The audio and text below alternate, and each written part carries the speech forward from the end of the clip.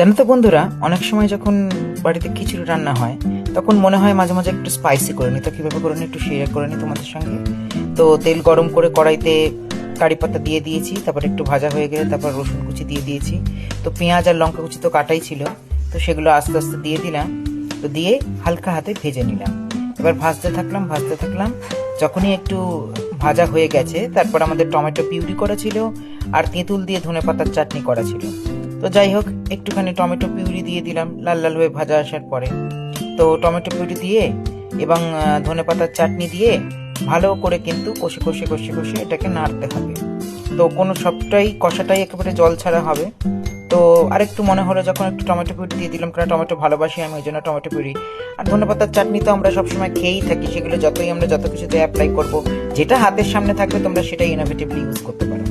এইবারে হালকা হাতে ব্যাপারটাকে নাড়তে হবে এবং লো টু মিডিয়াম ফ্লেমেই কিন্তু ব্যাপারটা নাড়বো, নইলে কিন্তু মশলাটা পুড়ে যাবে।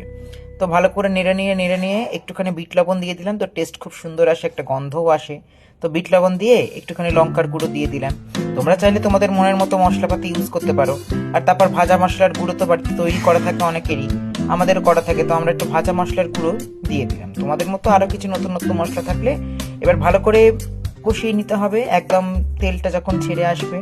তারপরে তো খিচুড়ি তোমার করেই রেখেছিল, তো খিচুড়িটা সুন্দর করে তোমার পেঁয়াজ রসুন দিয়ে মিক্স ডালের খিচুড়ি করা ছিল।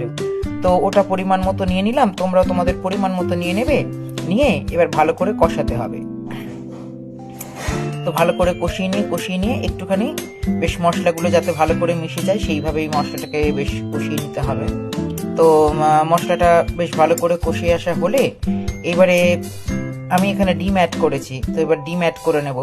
তো দেখতেই পাচ্ছ ভালো করে বেশ মশলাটা মিশে গেছে সবের সঙ্গে।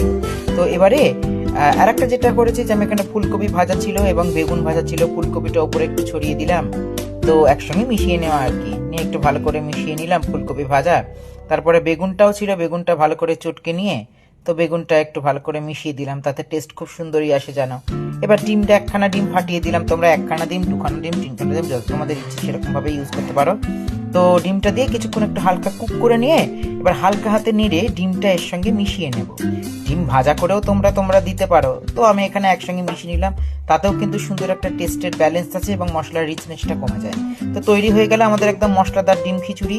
তো সকলে এনজয় করো, তোমরাও নিজেদের মতো ট্রাই করো আর আমার এটাকে ফলো করো।